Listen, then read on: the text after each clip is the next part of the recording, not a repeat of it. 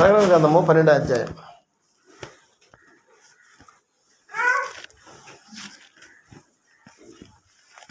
ప్రకటన గ్రంథం 12వ అధ్యాయంలో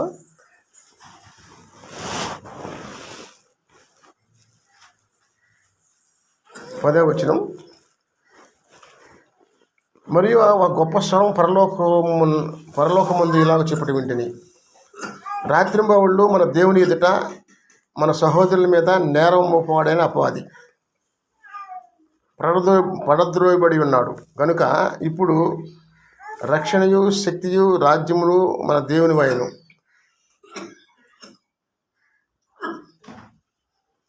క్షమించాలి. 9వ వచనం. కాగా సర్వలోకమును మోసపుచ్చుచు అపవాదనియు సాతాననియు పేరు గల ఆది సర్పమైన ఆ మహాగణ సర్పం పడద్రోయబెడను. అది భూమి మీద పడద్రోయబెడను, దాని దూతలు దానితో కూడా పడద్రోయబడింది. మరియు ఒక గొప్ప స్వరం పరలోకమందు ఇలాగ చెప్పటి వింటిని, రాత్రింబవళ్ళు మన దేవుని ఎదుట మన సహోదరుల మీద నేరం మోపవాడని అపవాది సర్వలోకమును మోసపుచ్చుచు అపవాదనియు సాతాననియు పేరు గల అపవాది సాతాను అని పేరు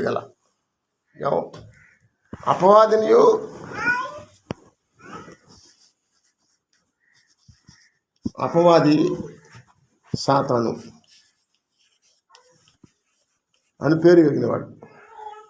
అపవాది సాతానని పేరు కలిగినవాడు. దీని గురించి ఇప్పుడు మనం ఆలోచన చేయబోతున్నాం. ఈ అపవాది సాతానని పేరు గలవాడు ఎవరు ఇతని పని ఏంటి? ఇతని చర్యలు ఎలాగుంటాయి? ఇతను మనం గుర్తించవచ్చా? కనపడతాడు ఇతను చూడొచ్చా?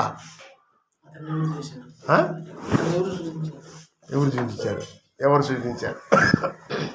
ఇవన్నీ మనం తెలుసుకోవాల్సిన అవసరం ఉంది. కానీ కొన్ని మాత్రమే మనం విషయంలో ఆలోచన చేస్తాం.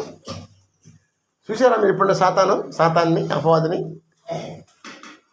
అప్పుడు మనం అంటాం, పిల్లలు ఇప్పుడు సరే సైతాన్ అంటాం. పిల్లల్ని సైతాన్ని ఎవరు అంటాం? సాతానికి వచ్చేది అంటాం. సాతాను శోధన అంటాం. సాతాన్ని పెట్టే శోధన అంటాం. అనేక మంది మన శాతాన్ని పిలుస్తుంటాం. ఎవరి సాతాను? ఎలా ఉంటాడు? ఇతని చర్యలు ఎలా ఉంటాయి?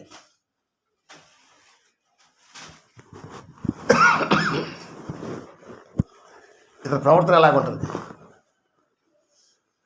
ప్రభుని క్రీస్తు యేసు, నేను నా తండ్రి వద్ద విని సంగతులే మాట్లాడుతున్నా, అయితే మీరు మీ తండ్రి వద్ద విని సంగతులే మీరు జరిగిస్తున్నారు. నా తండ్రి పరలోకంలో ఉన్నాడు అని చెప్పిన సంగతి నేను చెప్తుంటే, కానీ మీరు వాటిని పట్టించుకోరు. మీ తండ్రి ఒకడు ఉన్నాడు, ఆయన సంగతులు మీరు అంటారు. మీ తండ్రి ఎవరంటే వాళ్ళ తండ్రి యోహాను సువార్త మళ్ళీ చూద్దాం. వాళ్ళ తండ్రిని పరిచయం చేస్తున్నాడు ఇక్కడ.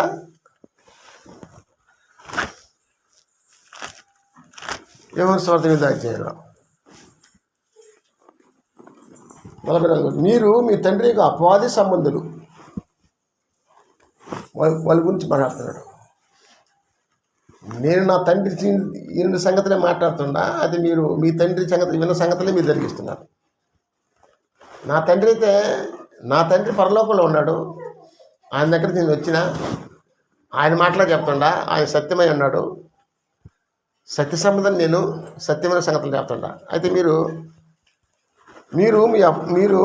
మీ తండ్రికి అపవాది సంబంధులు. మీ తండ్రి దురాశ నెరవేర్చకూరుచున్నారు. ఆది నుండి వాడు నరహంతకుడై ఉండి సత్యం నిలిచిన వాడు కాడు. వారి సత్యమే లేదు. వాడు అబద్ధం అన్నప్పుడు తన స్వభావం అనుసరించి మాట్లాడను. వాడు అబద్ధునికి జనకుండై ఉన్నాడు.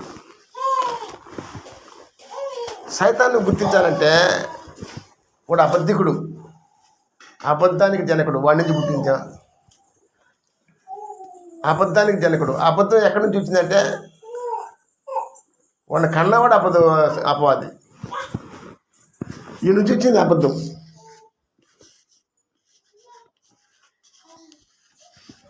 అబద్ధం ఎక్కడ వచ్చిందంటే అపవాది దానికి అన్నవాడు ఈ అబద్ధం వాడికి బిడ్డంట వాడికంటే వచ్చిందంట, వాడి నుంచి వచ్చింది అనమాట. అంటే వాడి నుంచి వచ్చింది అపవాది నుంచి వచ్చింది అబద్ధం. అపవాది అనియు సాతాని పేరు. వాడు అబద్ధానికి జనకుడు. మీ నాయన పేరు ఏం పేరురా అని అబద్ధం అడిగాడు అనుకో, అబద్ధం మీ నాయన పేరు పెట్టే మా నాయన పేరు సాతాన్ అంటాడు. అబద్ధం అబద్ధం అంటే ఈ అబద్ధం కూడా ఎవరంటే అబద్ధం వాడేవాడు అబద్ధికుడు, వాడే అబద్ధం.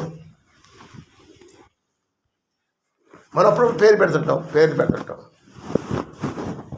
మా ఊర్లో ఒక ఆయన ఉంటాడు, బొల్లుడు అంట. మీ ఊర్లో బొల్లుడు ఉంటాడా? మా ఊర్లో బొల్లుడు పేరు మారు పేరు అనమాట. ఎవరే బొల్లుడు. ఇంకో ఆయన పేరు ఉలక్కోడు. చిత్రంగా ఉంటాయి పేర్లు. ఉలక్క అంటే ఉత్తి మాట మాట్లాడతానంట, ఉలక్క మాట్లాడము అంటే ఉత్తతో మాట్లాడుతుంటానంట. అందుకని వాడి పేరు ఉలక్కనే, ఉలక్క అంటారండి. వాస్తవంగా చెప్పేది ఇంత పేర్లు ఇవి. బొల్లోడు. ఇంకా రకరకాల పేర్లు ఉంటాయి. అంటే వాళ్ళ యొక్క వ్యక్తిత్వాన్ని బట్టి పేర్లు వస్తాయి. ఈ అబద్ధికుడు అబద్ధానికి ఈయనకి అన్నవాడు అపవాది, వాడు పేరు పెట్టాడు, అబద్ధాన్ని పేరు పెట్టాడు. కాబట్టి అబద్ధం ఆడేవాడు అపవాది. వాడు తండ్రి అన్నమాట, వాడి నుంచి పుట్టింది.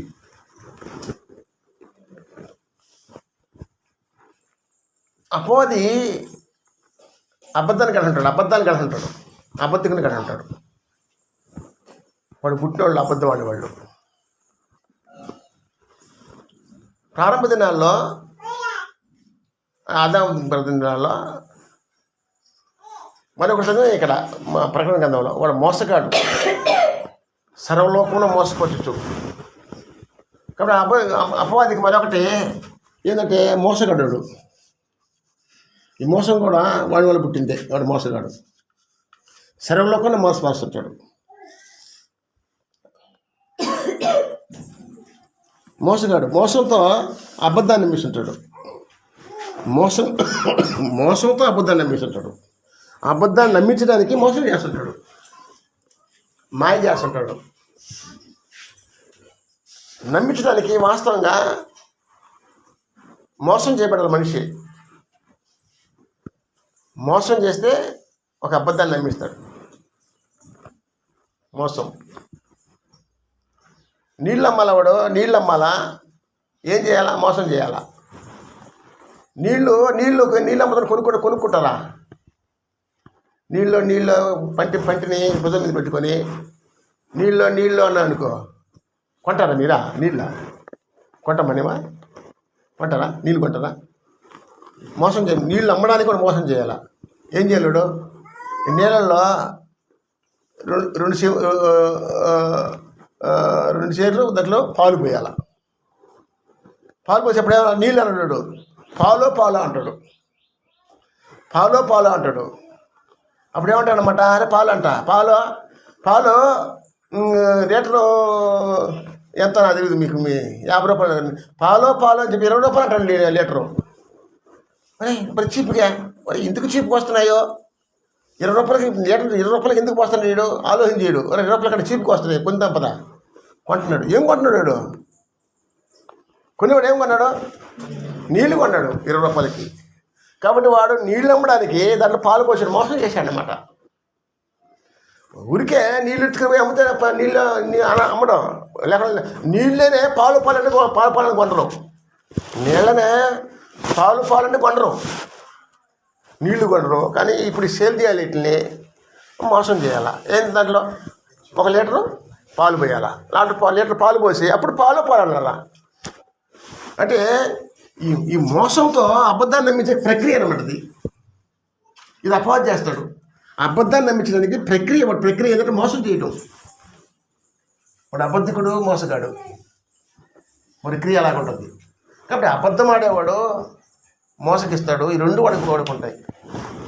ఈ 2 లక్షణాలు వాడుకుంటాయి. అందుకనే వాడు అపవాదియు సాతాని పేరుడికి. వాడు అబద్ధం ఆడతాడు, అబద్ధం నమ్మించడానికి మోసం చేస్తుంటాడు. ప్రియమైన సహోదరులారా, వాడి చేతికి అలా ఉంటుంది. దేవునికి విరోధంగా మాట్లాడుతుంటాడు. దేవుని మాట సత్యం అయితే ఈయన అబద్ధం చెప్తుంటాడు. అబద్ధాన్ని నమ్మించడానికి మాయ చేస్తుంటాడు.